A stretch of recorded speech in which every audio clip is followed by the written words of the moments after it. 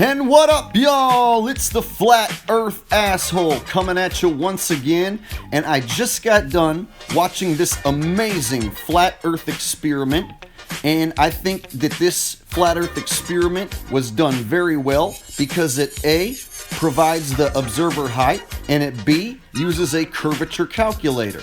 Now, when you provide the observer height and you use a curvature calculator, and then you go out and perform the experiment and beat the numbers, this is way better than using the 8 inches per mile when you square the mile method, as that formula is erroneous and will be used against you.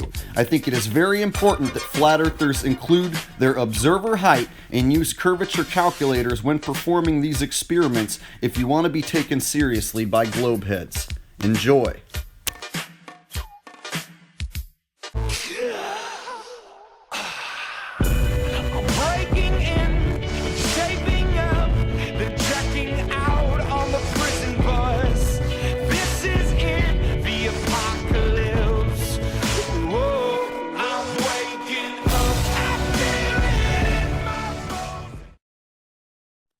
Now I'm going to stand back and just show you where my camera's at. This is where I normally film from. There's this little path, and there's the boardwalk that they put out here. And I usually can't get that close to the water out here. You know, sometimes I'm right in this general area.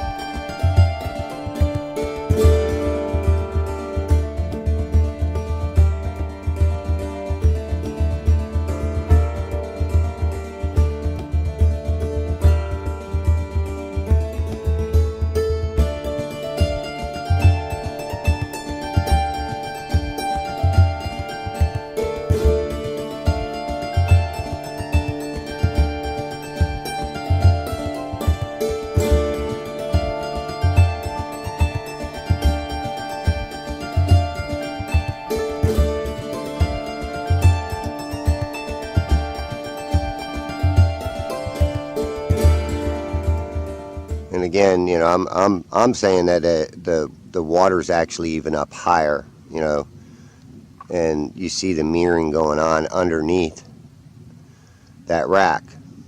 Of course, it's distorted. It looks like a mirage, but there's no magical force pulling that up. You can see birds land on the damn thing, for crying out loud. As I zoom back,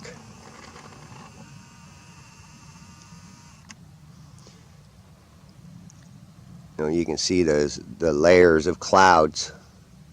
And there's always that little gray spot in there that I like to call the gray area, because that's where I think that convergence is at.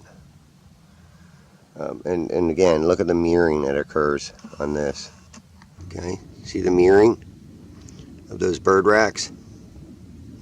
And what's cool is seeing the birds. The birds give it away. It shows you that they can be in mid-flight and they'll disappear underneath that mirroring area. And that's why I say that's what cuts off buildings and objects, is that mirroring effect that occurs.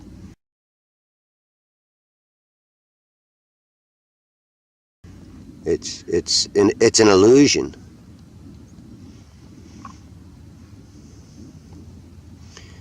And there's that Bill Watts rack right there. Zoom in on it and see how it's being affected there.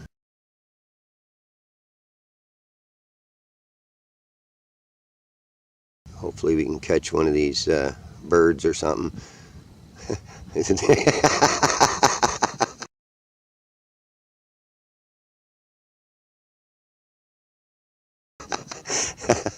Okay, here we go.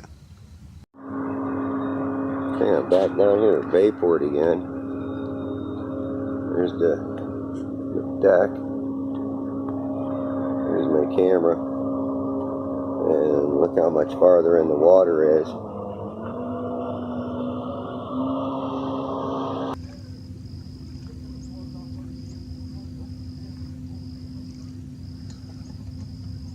Okay, I'm just going to let it sit there. Show you.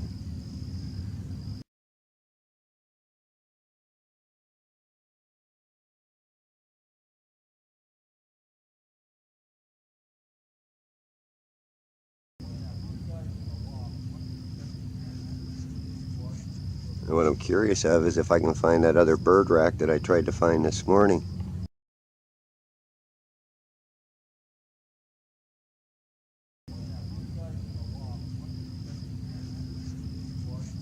And what I'm curious of is if I can find that other bird rack that I tried to find this morning.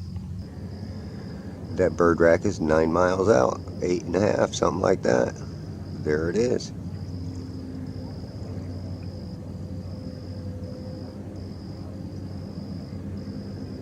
There should be a sign coming up here.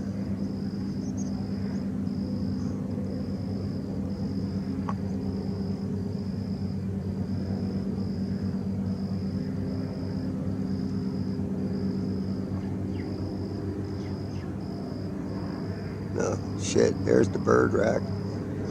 That other rack must have been something else. Holy crap, look at that. And then there's one to the right of this one too.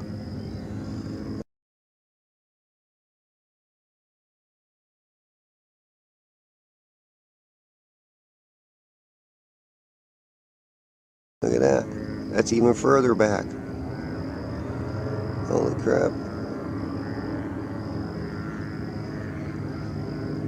There's the sign. Huh. So tell me, how am I seeing that? I couldn't see it this morning because of the light refraction, but here I can see it now. It even looks like a boat or a canoe or something sitting out there. He's just doing some flats fishing or something.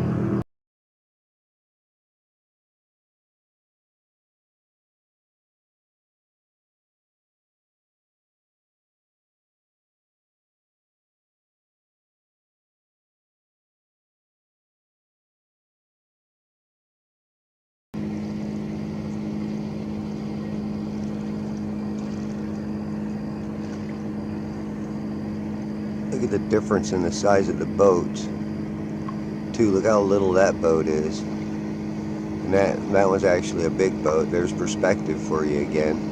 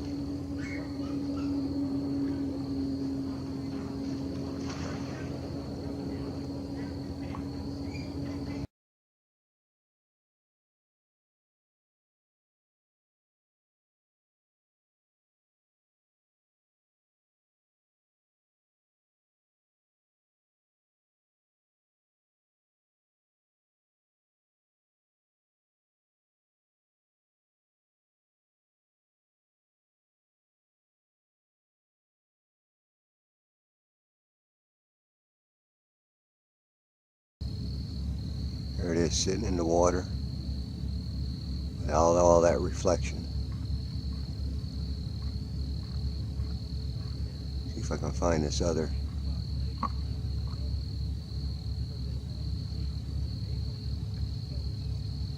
The shrimp boat coming in.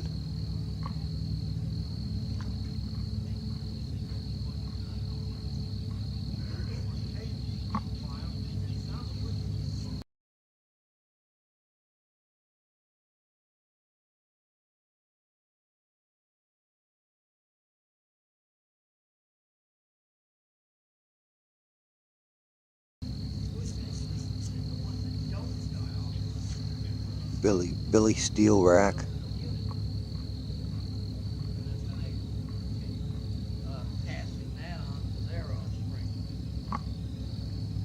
Cutter's Rock.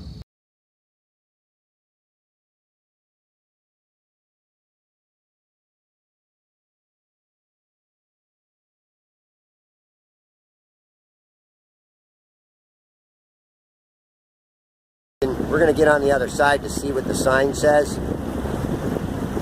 See which bird rack this is. But we are way offshore. It just says Cutter's Rock. Okay, so this is Cutter's Rock. Whoa.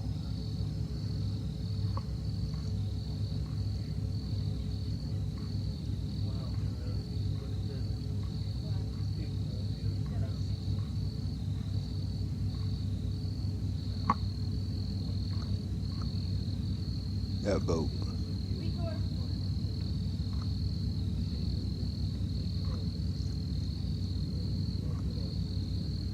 Yeehaw.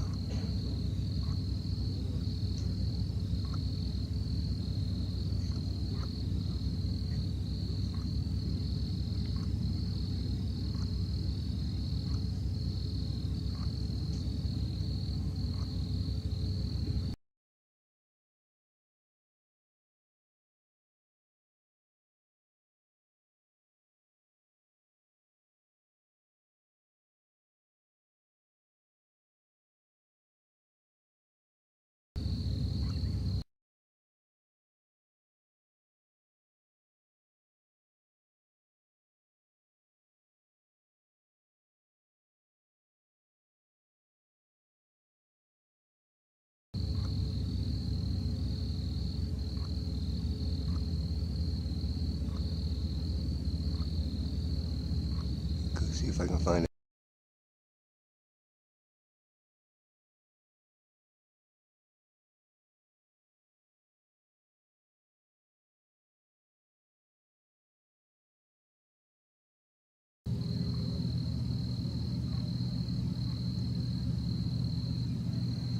Oh, there's the north rack. Look at that. Even got that little light flashing on it, on the north rack. And look at the water well behind it. Oh, yeah, baby. Perfect day, perfect visibility.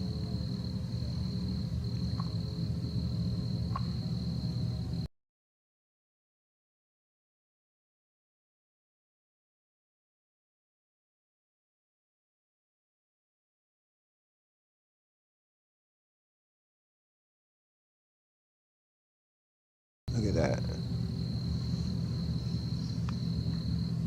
Woohoo. And I'm gonna do this last shot here. This beautiful sky. Look at that. Look at that. 9-something miles out there, and you can see water well beyond it.